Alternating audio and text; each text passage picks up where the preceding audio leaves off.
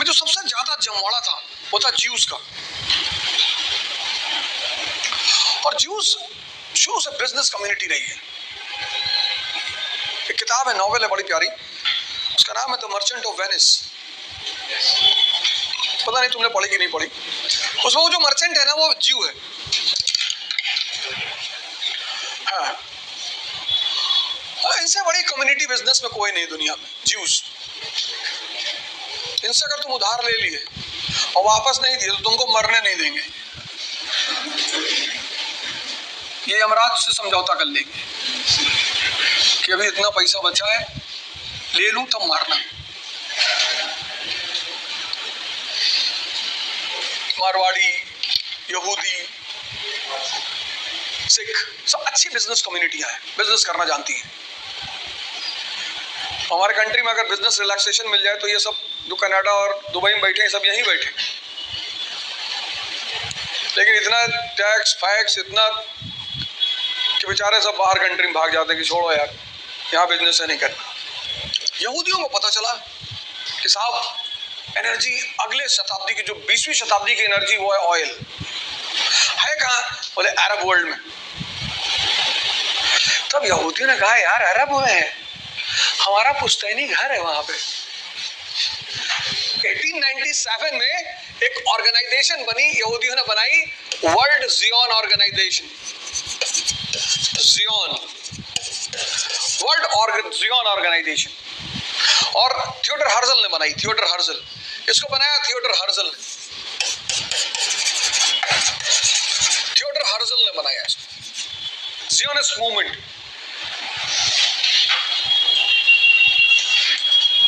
यहीं से शुरू हुआ जियोनिस्ट मूवमेंट। देखो जियोनिस्ट मूवमेंट, मुझे पता करके बताओ क्या है जियोन मूवमेंट। तो इसमें वो इन्होंने मांगी इसको अपना खुद की कंट्री होनी चाहिए, जियोनिस्ट मूवमेंट। लेकिन लोगों ने कहा कि अरे ये सब फालतू की बातें हैं, ऐसे थोड़ी। तो इनसे पूछा गया भैया कौन सी कंट्री आपकी है? इन्होंने कहा हमारी कंट्री होनी। तो लोगों ने कोई सोचे विचारे हो? कहा हाँ हमारी एक पुश्तैनी जमीन पड़ी है। कहा कहाँ? कहा ये वेस्ट एशिया में। वेस्ट एशिया में? अब जैसे आज सरदार कहे कि नागालैंड को हम खालिस्तान बनाएंगे, तो नागा लोग कहेंगे यहाँ सरदार आई नहीं। अरे बोले अभी नहीं है, आएंगे अभी। अरबों ने कहा यहाँ तुम्हारी कौन सी जमीन है? बोले है, वो हमारे जो पैगंबर थे हजरत मूसा, मोसेस, वो जो है प्रॉमिस्ड लैंड की खोज में निकले थे और फिर वो पैलेस्टीन में जाकर रुके थे। एक बड़ी प्यारी किताब है, अ कॉइंसाइज हिस्ट्री ऑफ वेस्ट एशिया। खरीदना मत, अ कॉइंसाइज हिस्ट्री ऑफ वेस्ट एशिया, क्योंकि किताब 1400 रुपए की है।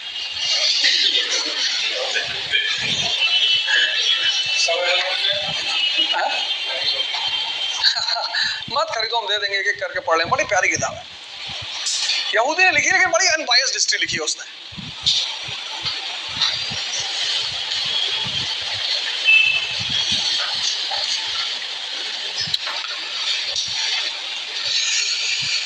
तो इन लोगों ने कहा कि भाई वेस्ट एशिया, पैलेस्टीन। तो लोगों ने पैलेस्टीन में कहा यहूदी रहते हैं? अब बोले अभी आएंगे, अभी भेजेंगे, रुको। अच्छा, इन लोगों ने एक आर्थिक इकोनॉमिक साम्राज्य खड़ा किया, एजुकेशन पे ध्यान दिया, टेक्नोलॉजी पे ध्यान दिया, खतरा लिया, रिसर्च किया इन्होंने। Sigmund Freud, Albert Einstein, Karl Marx, ये सब ज्यूज है। अगर दुनिया में 100 नोबेल प्राइज गया तो 98 ज्यूस हो गया है। हिंदू मुसलमान फर्जी चिल्ला रहे हैं।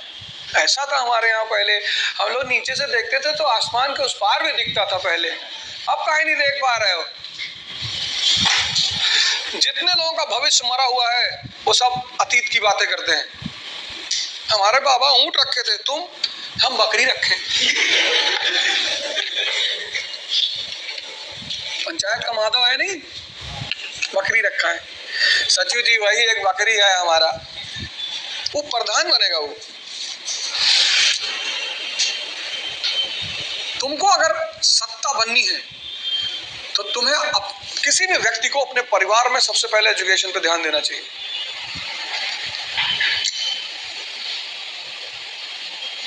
चाहे जमीन बिक जाए, मकान बन जाए, पर तुम्हारे बच्चे बहुत अच्छा पढ़ना चाहिए और बच्चों से व्यवहारिक बातें करनी चाहिए, बहुत आइडियलिस्टिक बातें नहीं करनी चाहिए।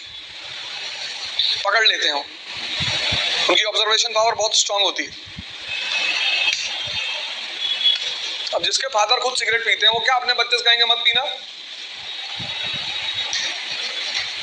बच्चों की ऑब्जर्वेशन पावर बहुत स्ट्रांग होती है। तुम देखो कभी कभी ऐसी बात बीच बीच में बोल जाते हैं कि तुम देखते ही रह जाओगे, अरे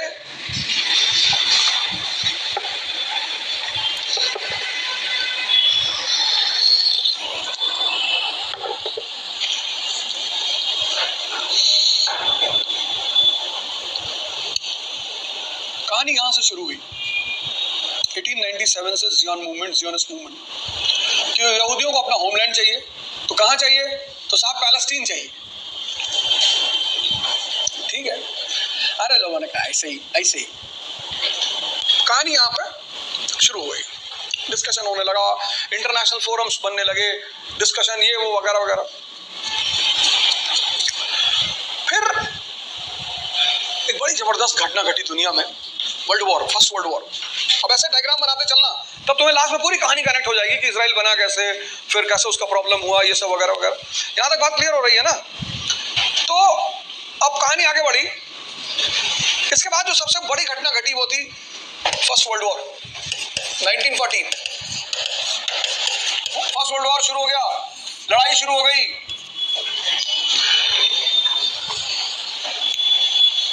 फर्स्ट वर्ल्ड वॉर में ब्रिटेन, फ्रांस और रशिया सब एक साथ लड़ रहे थे। लेकिन बीच में फिर एक कांड हो गया। पहले तो तीनों एक साथ लड़ रहे थे, लेकिन ब्रिटेन, फ्रांस, रशिया ये तीनों साथ लड़ रहे थे और तीनों कैपिटलिस्ट। पर बीच में एक और दुर्घटना घट गई, 1917 रशियन रेवोल्यूशन। पूरा लिखते चलो, पूरा 1914 फर्स्ट वर्ल्ड वॉर। और कौन लड़ रहा था? ब्रिटेन, फ्रांस और रशिया एक साथ लड़ रहे थे और तीनों कैपिटलिस्ट।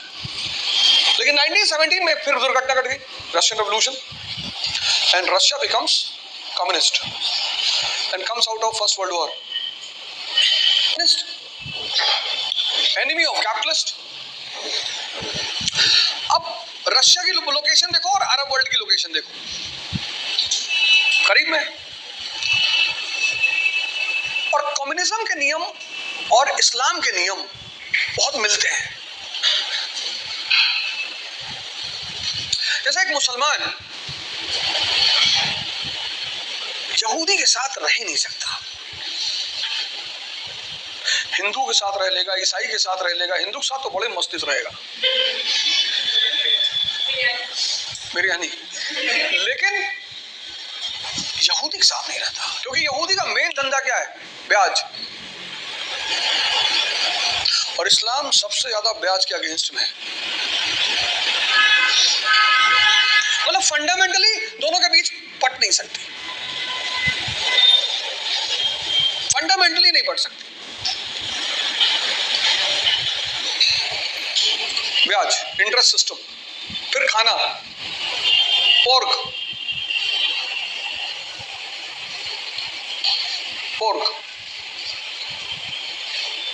रिलीजियसली मुसलमान थोड़ा ज्यादा स्ट्रांग है, बस रिलीजियसली, उससे ज्यादा नहीं है। एक तो इंटरेस्ट, दूसरा पोर्क। तो ये हुआ कि यार ब्रिटेन और फ्रांस को लगा कि यार अगर ये सारी अरब कंट्री इसके साथ हो गई, कम्युनिस्ट के साथ, तो सारा एनर्जी रिजर्वायर तो इनके पास पहुंच जाएगा। और अगर एनर्जी रिजर्वायर रशिया के पास पहुंच गया तो हम तो झुंझुनू हो जाएंगे, फिर हमारा तो खेल ही खत्म हो जाएगा।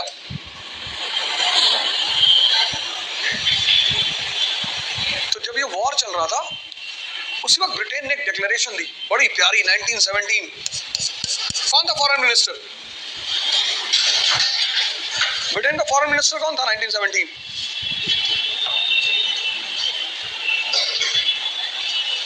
Balfour Declaration. पकड़े तुम। 1917 ब्रिटेन ने एक डिक्लेरेशन दी, उसको बोलते हैं Balfour declaration. Balfour declaration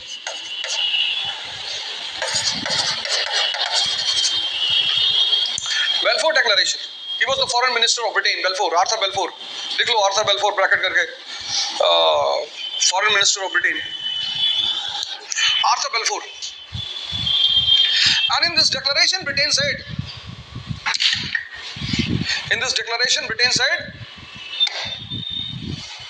that Palestine is the homeland of Jews। तो 1897 में जो बात कही थी वो इंटरनेशनली एक्सेप्टेड हो गई कि yes, Palestine is the homeland of Jews. International community के जो बड़े नंबरदार हैं उन्होंने मान लिया कि करेक्ट सही कह रहे थे तुम लोग, हम भी खोजे, हमारे यहाँ भी किताब रखा हुआ है, सही कह रहे थे, तुम्हारा पुरखा लोग उधर ही रहता था।